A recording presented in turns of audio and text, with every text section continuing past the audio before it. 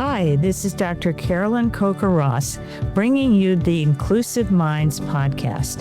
This podcast was inspired by the book of which I'm a co-editor entitled Anti-Blackness and the Stories of Authentic Allies, Lived Experiences in the Fight Against Institutionalized Racism. If you're a psychologist, a social worker, an addiction professional, or a healthcare provider, or anyone who wants to broaden your horizons, then this podcast is for you.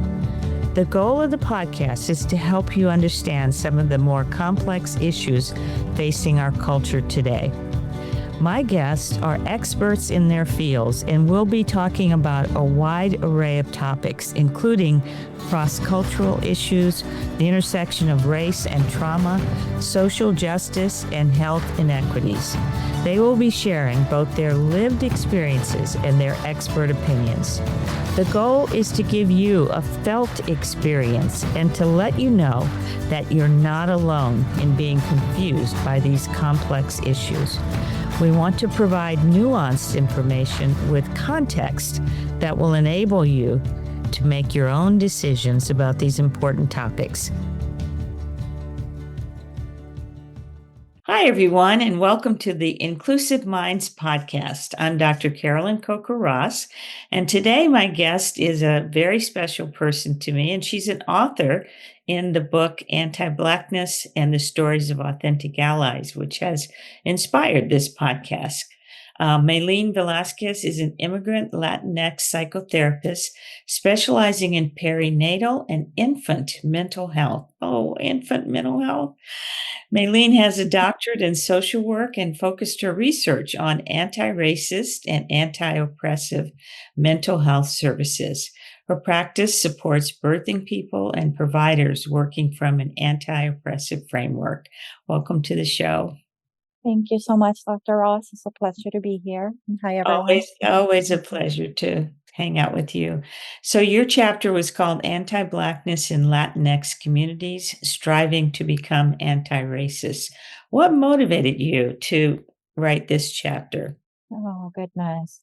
I feel like I've been I'm now on a lifelong journey to just learn more about history, learn more about where I come from, learn more about the values that I grew up with and the values that I'm working to continue shifting.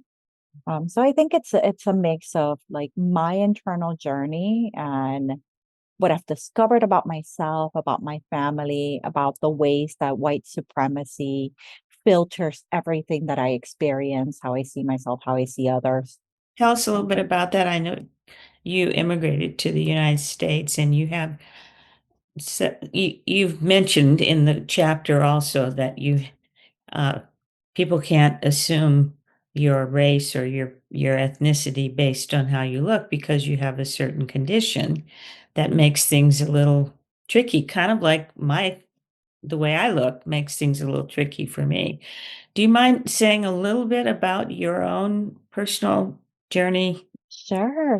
I'll start with saying that I have vitiligo. For me, it developed when I was 16 years old, and it started with two tiny little spots under my eye Wow. that just continued to grow. Most of my body remained brown until I was around 28 years old when it just moved exponentially quickly. And so if Wow. you see me now, most of the melanin in my body has been taken by vitiligo because that's what the Yeah. condition does. It attacks the cells that produce melanin.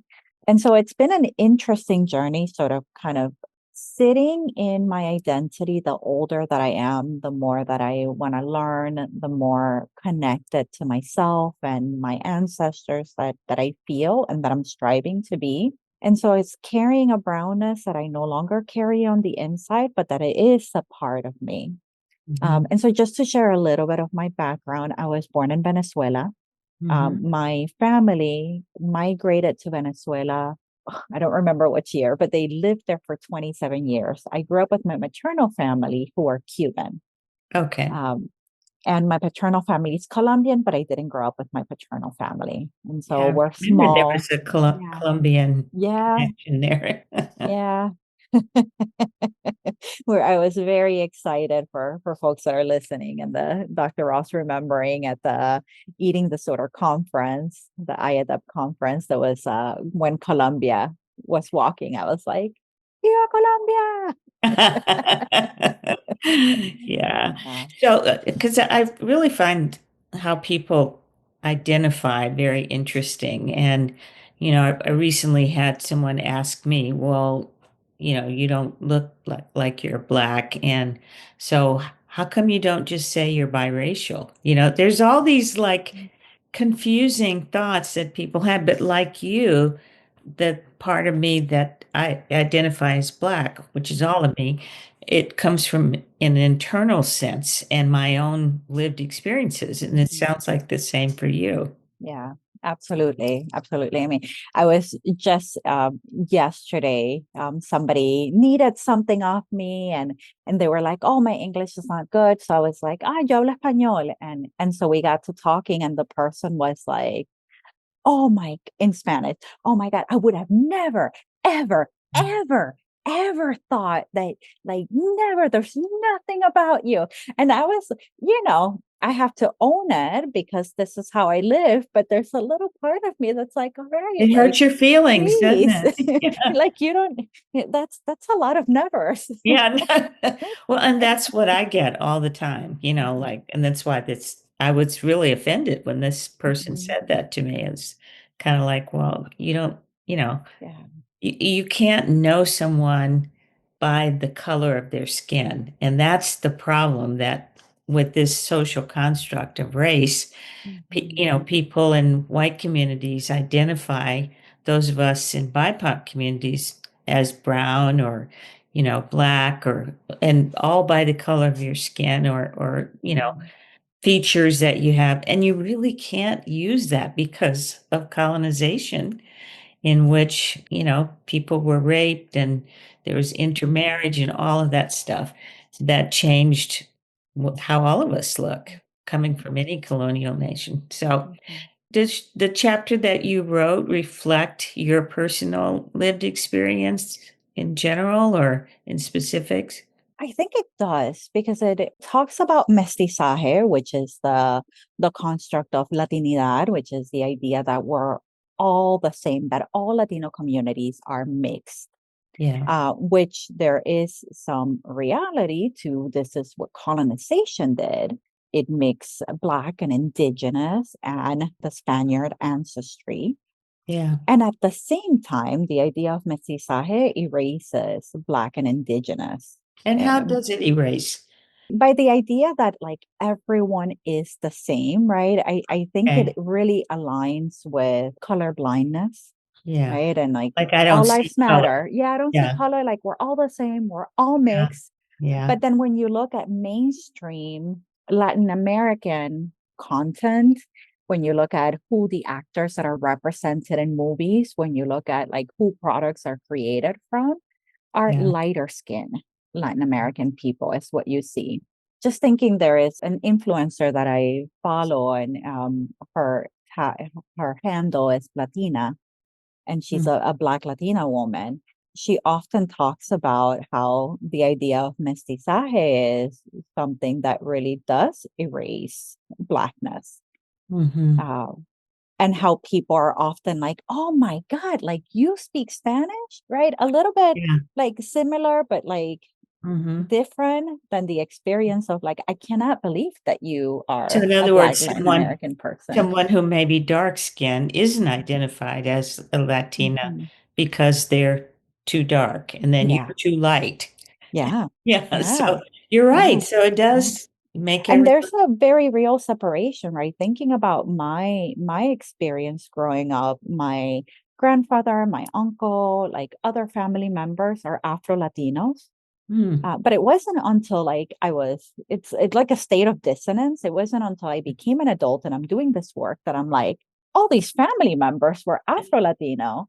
Hmm. And we grew up strongly. I remember like one of my family members being told like, you are like Cuban. You are Okay. not, you're not Black, you're Cuban. And It's like a having whole to, nother layer of yeah, identity. His Yeah. national identity. Yeah. Hmm. Yeah. Hmm. That's really interesting. In your chapter, you say, and I'm quoting, in the US, Latin Americans are seen as people of color. For many lighter skinned Latinx individuals, arrival in the US will be their first experience with discrimination or prejudice. Did you experience this when you immigrated to the US? I think to a certain extent, what was taken from me was my South American title. Mm-hmm. And so it's like all of a sudden finding out that you're not American and finding out that you're Hispanic. So I grew up in a very interesting context, Mm-hmm. in that my family was not Venezuelan, but we were growing up in Venezuela. So what we experienced was xenophobia, Oh, the not okay. belonging, like my teachers called me the daughter of the Cuban.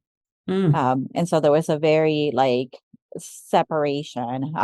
My family was darker. I was darker than a lot of my classmates. And so okay. there was like a big separation. And that sense of not belonging was always present for me. Okay. And I think because it was present for me, there's this awareness that like it's not present for a lot of folks Yeah. because lighter skin is also in Latin America preferred, Mm-hmm. and it's the dominant. Mm-hmm. And so it's the dominant, but it's not the dominant here because in Yeah. here you have a little bit of color, and Mhm. it's all of a sudden you're different, or you have an accent once you Yeah. speak, right? Like it's not first when they look at you, it's once you speak. Right. Uh, Again, more layers. mhm. So I really was interested in your chapter when you talked about something called critical reflection. I thought that was fascinating. Can you say a little bit about that and how you use that in your work or what it's Yeah. meant to do? Yeah. I think my reflective practices come a lot from my work in infant mental health, where reflective practice and really thinking deeply about who am I? Who am I to this person? How are we sitting together really influences or is supposed to influence the practice. So the Mhm. critical lens, it's bringing in how identity, how social location, it's really impacting how we're sitting with ourselves. So when a situation happens, when I'm sitting with somebody, it's thinking about what informs my thoughts, my hypotheses, my feelings, what my actions as I sit with this person from my lived experience, from their lived experience, from where we are socially, from what it's spoken, and also, like, how do I know? That's like digging in a little bit deeper because sometimes we stop at like, okay, this is how I'm thinking and I'm feeling about this situation. So let Mhm. me go and make some action based on that. And the other step is like, how do I know this? What values, what experiences are informing this? And what biases are informing it too. You had some questions that you listed like that could be used or examples of critical reflection, such as what were the values and beliefs that I learned about Black and Indigenous races from my family of origin growing up? Did my value system and beliefs regarding Blackness change as I transitioned through adulthood? And I think those aren't questions that, especially when we're in a mixed group, I Mhm. think it's really interesting sometimes to see the interactions because people do just make assumptions. Like for me, people assume, oh, well, she's a doctor, so she must be this, this, this, and this, you know, Mhm. and they assume, race, they assume, oh, I know one in particular, oh, she's a doctor, she must be wealthy because Uh, I was renting a house in San Diego 4 years or so, and it was a extremely nice house in a very nice neighborhood. And the people, so I had this group come over to my house. And then later, when I was saying, "Oh, I moved into a condo," and I was renting that house, and they're like, "We thought you owned that house. We just mm. assumed that you owned it." I mean, it's a yeah, multi-million dollar house. And they assume that I owned it. No, I would love Yeah. to, but I don't. Yeah. So those are Yeah. the lenses that they were seeing me through that I didn't even realize was, I mean, I actually Mhm. told some of the people that I was renting, so I just didn't know that they were thinking that way. Yeah. So many layers of complexity to the human story. Hmm. There's like the things that we see, right? And there's privilege in, like, for me, not having melanin. I Yeah. often share that, like, I haven't been stopped by a cop for driving in Hmm. like 15 years. And getting stopped in Miami wasn't like I was getting stopped all the time, but I got stopped a few times. And usually the question was like, are these real? Yeah.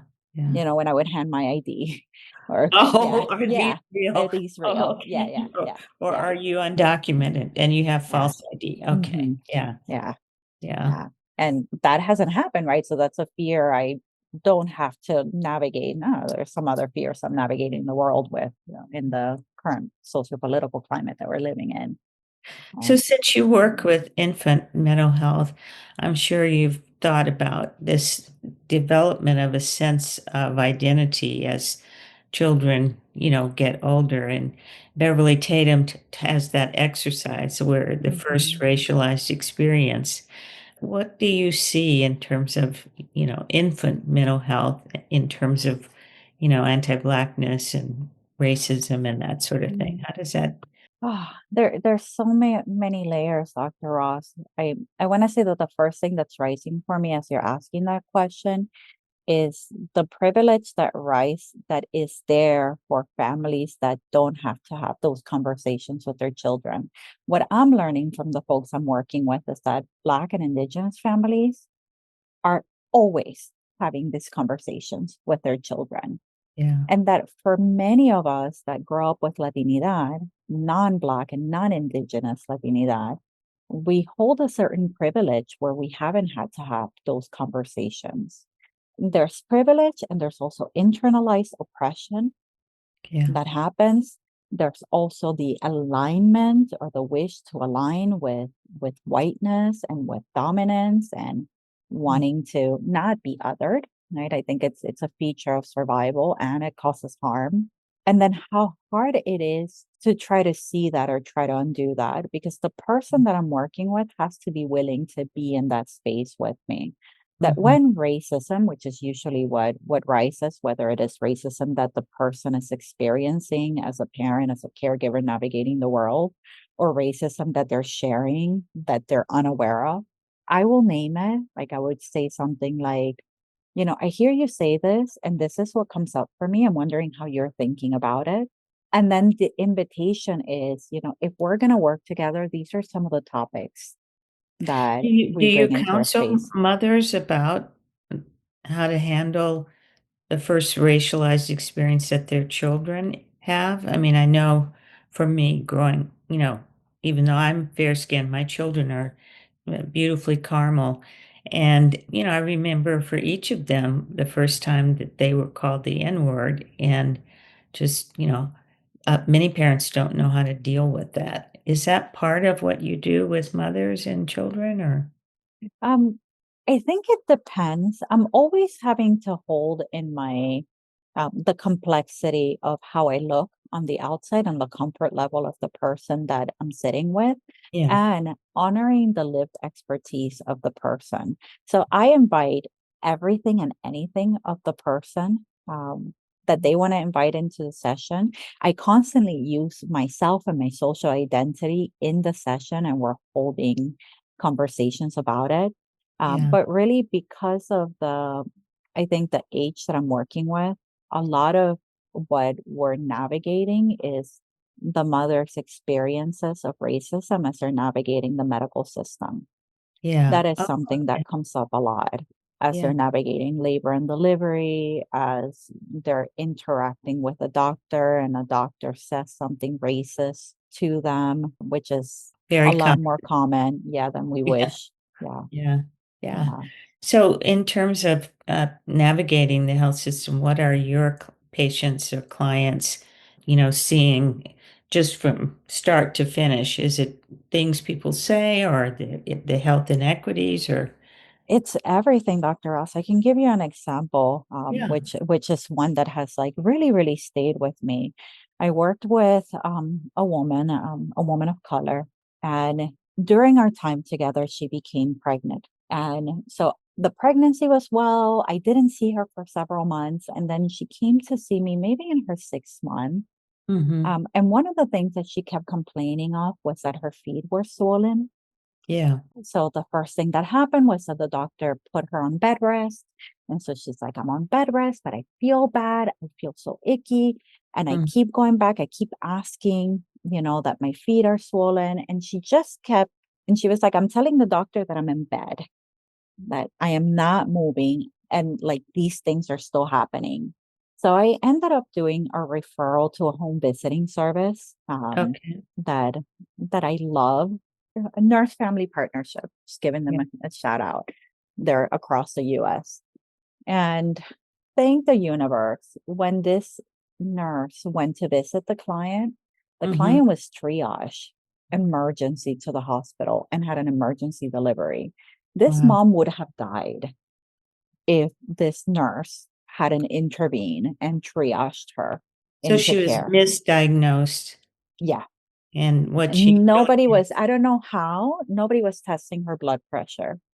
what? She had preeclampsia. She had swollen ankles, and no one was testing her blood pressure. Nobody was testing her. I Nobody, wonder they just what were kept. they assuming then? What were they thinking was I am not sure, but what went on from, this being disregarded and yeah. unseen that put her in danger. What we know about Black maternal death in the US is that Mm. most, if 80%, are preventable Yeah, deaths. exactly.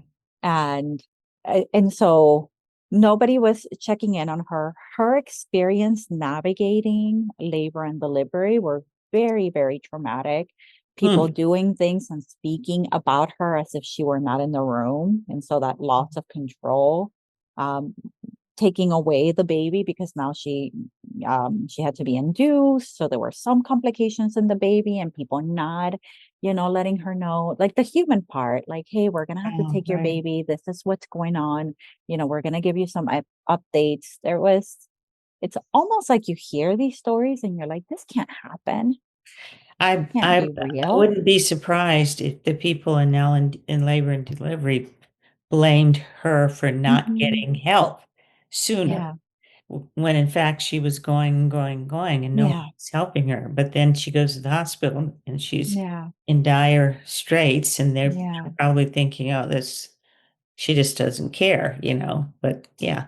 But yeah. what's interesting to me is it doesn't matter what your educational level is, it doesn't matter how wealthy you are. I mean, Serena Williams, wrote that incredible story of her Mm, experience with her first yeah, daughter, where she almost died, and yeah, people ignored her. And you yeah, think, what? This is yeah, crazy. Yeah. yeah, Oh, yeah. very Because it's these, when we think about this idea of critical self-reflection, it is hard to do, because it means looking at the yucky parts of ourselves. yeah. And often in this anti-racist and anti-oppressive work, one of the things that we often do is that we say, this would be wonderful for fulana de tal to hear. This would be wonderful for my neighbor to hear Yeah. about, or this other provider that I talk to, like, to Mhm. hear. And it's hard to shift the lens and to say, you know what, this is for me. Yeah. What I'm sitting here in this room and this conversation is happening. What do I need to be learning about? Does white fragility play a role in all of that, in the difficulty with critical reflection? I absolutely think it does. I lean a lot into Tema Okune's characteristics of white supremacy. And Mhm. so when I think of white fragility, I think about the right to comfort. Mhm. Um, What and is that? What does that mean? it's the, this idea that we have a right to be comfortable, and that when conversations come up that make us uncomfortable, Yeah. that, like, you feel dysregulated, that, it's like, okay, let's all agree to disagree. Let's everybody calm down. Let's table this conversation, and we'll come back when everybody has a cool head. And there's Yeah. a privilege in being able to do that, because folks of color don't have the privilege of saying, okay, everybody, like stop your racism and Yeah. let's navigate the world differently.